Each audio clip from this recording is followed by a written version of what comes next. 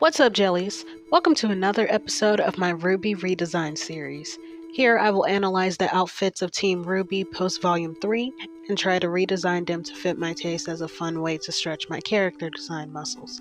This episode will contain minor spoilers for RWBY's Volume 3, 4, and 7, so if you haven't watched the show, this is your spoiler warning. The second character I'll be working on is Weiss Schnee, who puts the white in Snow White. She's an arrogant rich kid from a noble family with a passed down magic ability and a dark business history. Out of rebellion against her strict father and dark family legacy, Weiss works to be a huntress that can exceed expectations and redeem her family name. Weiss is one of my favorite characters visually because of the rich storytelling shown in her design. Her outfit is a light blue dress with white frosted over it, and the spike lace of her collar, sleeves, and skirt give off the look of snowflakes. Her skirt flares out like a tutu to match her dance-like fencing style. Her bangs are open to show the scars she got in the white trailer, and her high ponytail is off to the side to show tension and imperfection in her mostly symmetrical design. Finally, she wears a collar and crown to show off her status, and the pop of red warmth shows that she's rebelling against her dad. This is a look of sharp elegance.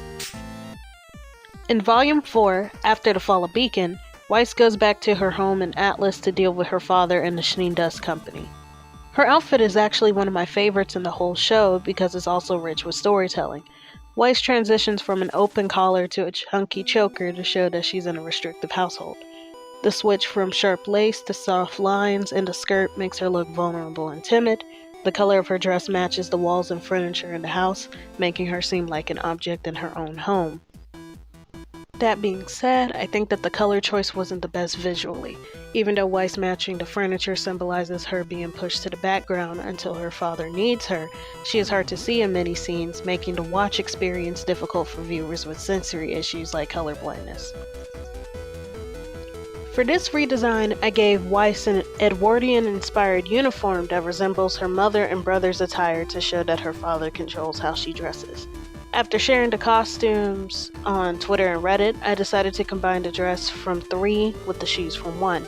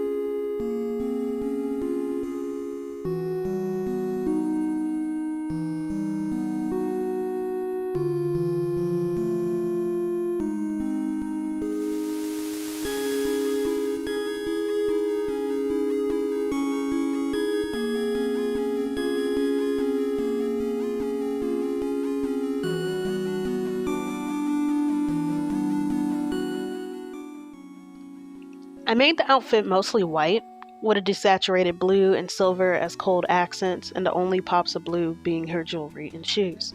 Making her outfit mostly monochromatic was the way. Even though white usually has a positive connotation of light and holiness, it can represent coldness and sterility on the flip side. White stands for having your individuality bleached out in a lot of sci-fi settings, which is why villains tend to wear white like President Snow in the Hunger Games. This contrasts with the heroes who wear black to sneak around and start a revolution.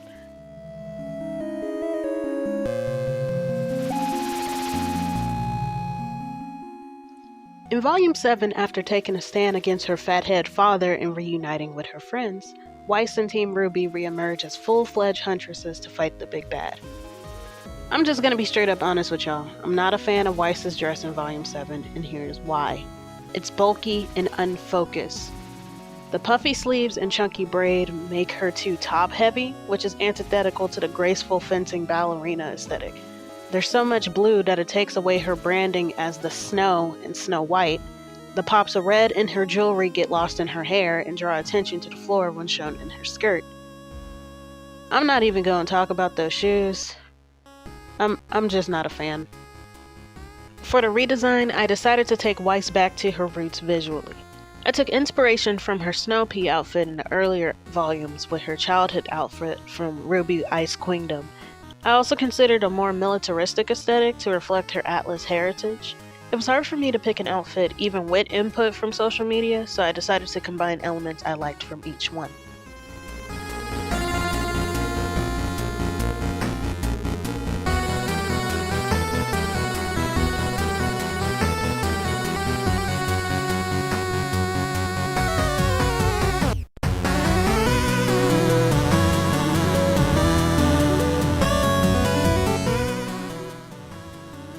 I gave her a peacoat dress with her skirt flared out to bring back the ballerina motif.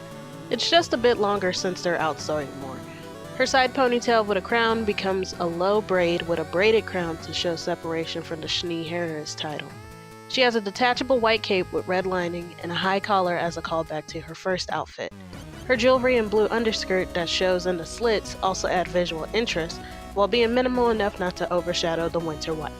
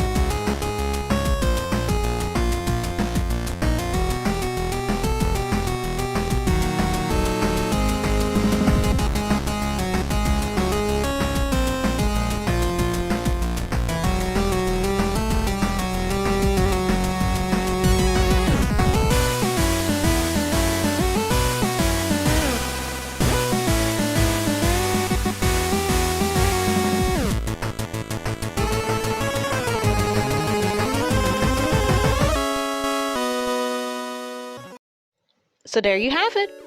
What do you think of these redesigns? What would you have done differently? Thanks to Aaron Good for allowing me to use his RWBY 8-bit covers for background music. You can find his channel in the description below. Thanks for watching.